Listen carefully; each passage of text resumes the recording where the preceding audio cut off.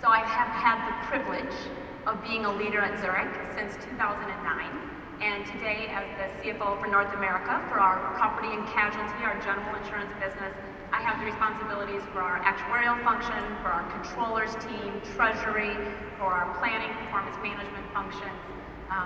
And you know, it is a great honor to lead that team, and it's a great opportunity to be a part of a significant global organization. And I'll share just a little bit more about Zurich for you in a few minutes. But the reason that I believe it's such a privilege is that I actually really love the insurance industry.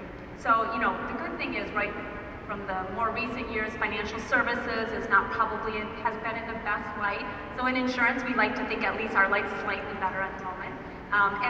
So why it is such a privilege? I actually think that what we do for the economy, what we do for the industry, we really help sustain communities. We give entrepreneurs the opportunity to take risks, and we really work to help those businesses, help our communities understand those risks and then protect themselves from those risks. And this makes me really proud to work for Zurich. I know a number of folks have shared about engagement, and it's so critical. Your employees need to be proud, they need to be attached to the mission, the strategic direction of your organization. And as a CFO, today and in the future, we have a huge role in doing that for our organizations. Another significant learning for me in transformation is that you have to grab the hearts and the minds.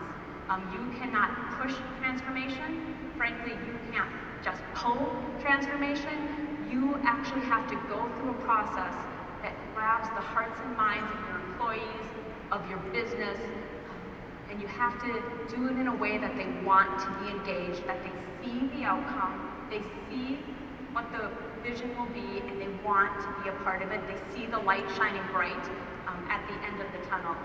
Really learned this in my time over at Zurich, interacting from a global perspective with all of our regions around developing our transformation strategy as a global finance function. We thought, like, I know, I see Jim, one of my favorite EY consultants down here, I know dropping in to do workshops is how we tend to work in consulting, right? So we were, you know, being a former good KPMG partner, we were prepared to go visit all of our regions and do workshops. Of course, we would, you know, get their hearts and minds, and we'd have a good conversation. We'd come back, write up the plan, and, you know, put it out to our regions to execute. Thankfully, because it wasn't any brilliant decision by any one of us. Thankfully, just pure schedules and the fact that we needed to do it within a couple months, and if you actually try the timing, it's hard to get around the world and run all those workshops. We ended up with what instead was well over 100 points of interaction. Very condensed, very intense content with some regions, groups, people, you know, 9, 10, 11 iterative short meetings that allowed them to be a part of it. They felt empowered. They didn't feel like we dropped in, here from corporate center to help, let's come with a plan and go away. Instead, they felt there at the table. They saw each iteration of what we were drawing in their roadmap, in the global roadmap, how they fit into it. They saw what they said be reflected in that.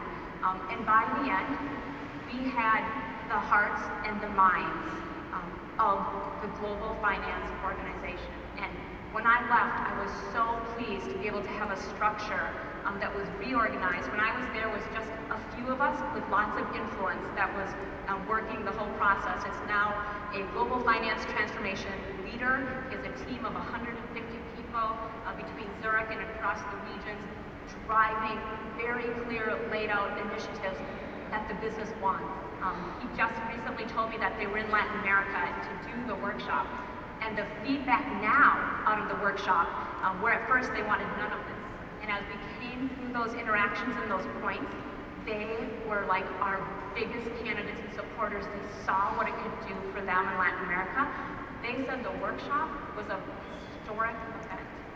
That now that their hearts and minds were there, they will be able to move so much faster, and they're taking responsibility to actually detail out the blueprints and actually truly execute and implement to get to that vision that all of us now shaped for our Latin American region to be at from a finance perspective in 4 to 5 years from now.